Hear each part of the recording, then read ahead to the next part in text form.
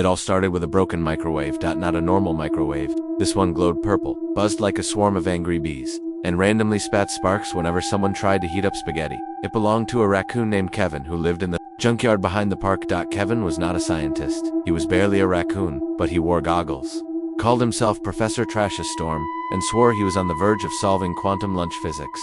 That's where our big fat orange cat comes in. He had no interest in time, or physics, or Kevin. He was just looking for snacks. Wiggles, yes? Still snack obsessed, still convinced he's the center of the universe, had followed a suspiciously good smell into the junkyard. He dodged a tumbleweed made of used socks, hopped over a bicycle made of cheese graters, and climbed a pile of expired bean cans. At the top sat Kevin's invention, the chrono cooker, 5000. A toaster duct taped to a microwave, glued to a litter box. Yes, a litter box, because, in Kevin's words, all to lead back to the box bra. Wiggles didn't understand. He didn't care. He just wanted the glowing tuna sandwich sitting inside the chamber. So naturally, he did what any cat would do. He jumped in. The microwave door slammed shut. Lights flashed. Sirens wailed. The microwave roared. The toaster caught fire, and the litter box started spinning. Wiggles yelled, "What kind of snack is this?" Then up. The sky exploded with light, and Wiggles was gone. Silence. A soft wind. The smell of grass. Wiggles groaned and rolled over. "Kevin, you absolute sequering goblin," he muttered. He opened his eyes and screamed, because standing 2 feet away was a T-Rex, except it wasn't standing. It was sleeping, drooling, snoring like thunder. Wiggles froze. "Okay, don't panic.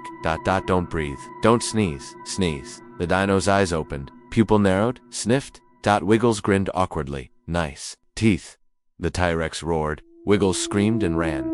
He sprinted across prehistoric grass, dodging steaming piles of who knows what, sliding under vines, leaping over mud puddles bigger than bathtubs. Behind him, the T-Rex thundered in hot pursuit, shaking the ground so hard a pterodactyl fell off a tree branch. Wiggles yelled to the sky.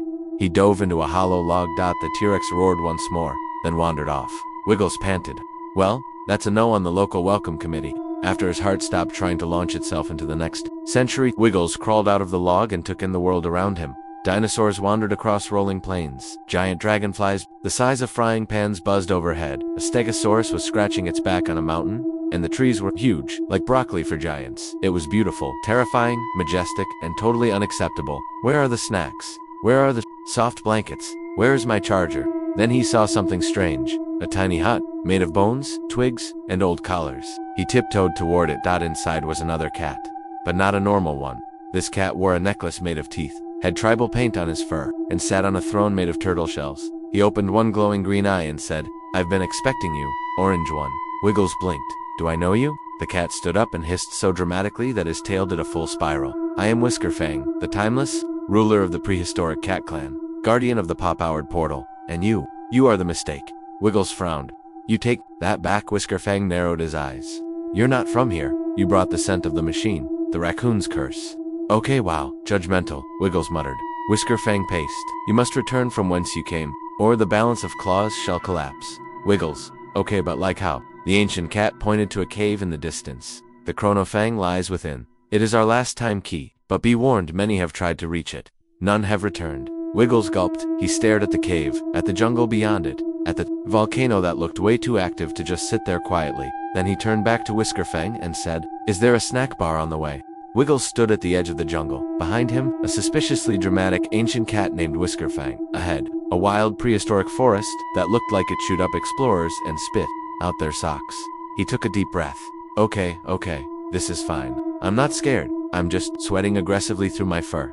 Whiskerfang smirked behind him. "The jungle is alive. It watches. It judges. It throws coconuts." Wiggles blinked. Did you say coconuts?" Whiskerfang nodded solemnly. "They screamed." Wiggles groaned and marched forward, mumbling, "This better lead to a portal, or I'm suing Kevin the raccoon with a tuna-scented lawsuit." The jungle was worse than he imagined. It smelled like wet moss and ancient cheese. The trees bent inward like they were trying to eavesdrop. Vines slithered. Flowers had teeth. At one point, a butterfly barked at him. He stepped over a steaming pile of something that had definitely eaten a vegetarian once, and then the ground shook. Boom, boom, boom. Wiggles ducked under a bush that immediately tried to eat his tail. Out of the trees came a beast, not a dinosaur. Worse. A saber-toothed pug, yes. Tiny, angry, and sporting 2 massive fangs that dragged down the ground. Its eyes glowed red. Its bark sounded like a blender, full of gravel. No, not prehistoric chihuahuas again, Wiggles muttered. The pug locked eyes with him. Wiggles bolted through the vines, over a log, under a dino doing yoga. He skidded to a halt in front of a mud pit, and without time to think straight in .sp lord, he popped out the other side, covered in slime, panting, gasping, and furious. I hate time travel. He kept going until he reached a clearing. At the center stood a stone pedestal with a glowing object hovering above it. The chronofang, sharp, shiny, pulsing. With blue light, he grinned. Oh, thank catnip, we made it. But just as he stepped forward, the ground beneath him cracked, and something rose from the earth. A stone cat. No, not a statue, a living stone cat golem. Its eyes lit up, its voice was deep and echoing. State your purpose for Wiggles. Straightened his posture. I'm here to take the fang and go back to my own time where snacks are in bags and sandwiches. Don't try to bite you, the stone cat growled. Prove your worth or be flattened. Then it raised a massive paw, and the trial began. Trial 1. The obstacle course of doom without warning. Walls of stone shot up around Wiggles. Buzzsaw leaves, spun lava puddles, bubbled. A pit of angry armadillos opened, and someone threw a beehive for no reason at all. Wiggles screamed, dodged, jumped, flailed, slipped, screamed again, and somehow landed on a trampoline made of moss. He bounced once, twice, launched into the air, grabbed a vine with his claws. He swung over the lava and screamed, why do all old places have obstacle courses? The golem watched, mildly impressed. Trial 2, the riddle of eternal furball walls faded away, revealing a glowing scroll. Words floated in the air. What walks on 4 paws in the morning, 2 in the afternoon, and 3 when the vacuum is on? Wiggles blinked. The scroll dinged like a toaster. Correct. Trial 3. The roar of Classerdon. The golem stepped aside, and the jungle split open. From the shadows came the final challenge. A massive dinosaur hybrid, covered in Spike's tail, like a wrecking ball, claws like swords, and worst of all, it wore a bib that said live, laugh, lunch. Wiggles' jaw dropped. That's gotta be illegal. Classerdon roared, shaking the sky. Wiggles held his ground. Nope, not doing this. Again, you want to scream. I can scream too. And scream he did. Loud, annoying, pure, uncut, indoor, cat, at, 2, am, energy. The jungle winced. Classerdon blinked in confusion. Wiggles pounced it on the monster, but on its tail he yanked the bib. Classerdon let out a surprised shriek and backed off, and then tripped over a log. Crash. Wiggles stood over him, panting. Stay extinct. The golem bowed its head. You may take the fang. Wiggles approached the pedestal. The chronofang pulsed in his paw. The air shimmered. A portal opened. He turned around, stood at the edge of the clearing. You've done the impossible, he said. Wiggles smiled. Yeah, but I'm not staying here. Your butterflies bark. Whiskerfang nodded. Then go, return, and never microwave fish again. Wiggles jumped into the portal. Lights. Colors. A chicken wearing a top hat. Then darkness. He landed on something soft. Familiar. Carpet. Normal carpet. He was back. Home. He kissed the floor, then stopped. Ugh. Dust. Kevin popped up behind the couch. Dude, you came back. I thought you got turned into a calendar. Wiggles glared at him. You owe me 12 cans of tuna, a bath, and 10 hours of uninterrupted sleep. Kevin nodded. Or we could go back to the Ice Age next. Wiggles hissed. Kevin slowly backed into the fridge. Wiggles was home. Finally. No dinosaurs. No saber-pugs. No ancient cat riddles. Just his cozy window perch, a slightly chewed up pillow, and a sunbeam that hit exactly the right spot on his belly fluff. He let out a long sigh, stretched his legs like an Instagram yoga model, and purred softly. Peace. At last. But peace, my friend, is a fragile thing in the world of time-bending litter boxes. Especially when a raccoon named Kevin lives next door with a brain made entirely of expired energy drinks and banana peel glue. It started with a scratching sound, then a growl. Then a thump. Wiggles opened one eye. The wall beside him cracked. A claw poked through, a big one, then another, then boom. The wall exploded, and out tumbled. A time rift. Yes. A glowing blue swirling donut of space-time, casually hovering in his living room like it paid rent, and from inside the rift. They came.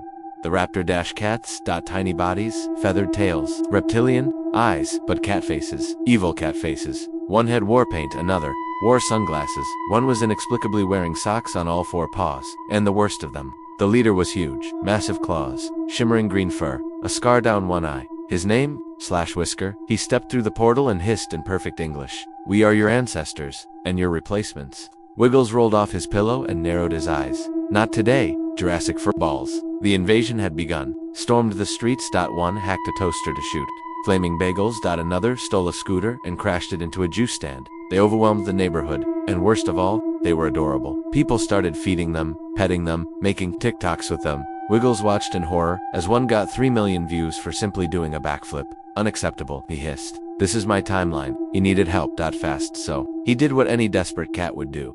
He rang the emergency bell under the couch.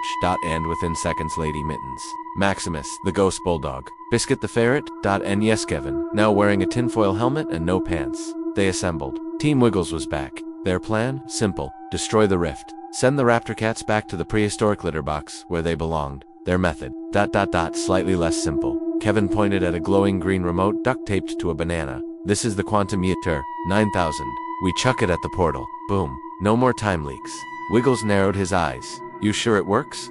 Kevin nodded, confidently, then immediately whispered to the banana, I have no idea what I'm doing. They headed to the center of chaos, the community dog park, now completely overrun with raptor cats doing zoomies, stealing snacks, and barking at confused golden retrievers. In the center, the rift crackling, expanding. Whisker sat on a throne, made of broken mailboxes. He saw Wiggles and stood. Well, look who crawled back from the timeline graveyard. Wiggles stepped forward. No one takes over my world unless they bring snacks. Whisker hissed. You should have stayed in the past, Fluffball. And the final battle began. Raptor swarmed. Maximus barreled through them like a ghostly wrecking ball. Lady Mittens used ancient tunafu. Biscuit climbed onto Whisker's face and slapped him with a raw shrimp, and Wiggles. He locked eyes with the rift. He pulled out the Yeeter 9 so he tossed it, but a flying raptor cat tackled him mid-throw. The banana flew short, landed at the rift's edge, did nothing. Whisker laughed. You failed. But Kevin screamed. Throw the cat. Everyone stopped. Wiggles blinked. Wait, me? Kevin nodded. You're part of the time chain now. You've touched every timeline. You are the key. Wiggles groaned. Fine. He climbed a tree, flexed dramatically. And yeeted himself into the portal. Boom. The rift exploded in a flash of light and glitter. Every raptor cat was sucked backward into time, hissing, clawing, taking selfies on the way out. The portal closed with a plopped-up silence. Then, Wiggles landed face first in the sandbox. Back in the present. Not in a jungle, not in a cave. Just home again. Kevin ran over. You did it, Wiggles. You saved the timeline. Wiggles stood up, covered in glitter and dinosaur fur. He walked straight into the house, into the kitchen, opened the cabinet, and stared Kevin dead in the eyes. I want a snack, a nap, and a legal promise that you'll never build anything again. Kevin smiled. How do you feel about ... robot penguins? Wiggles screamed, and the lights flickered. Somewhere, the timeline hiccuped again. But that is a story for another snack.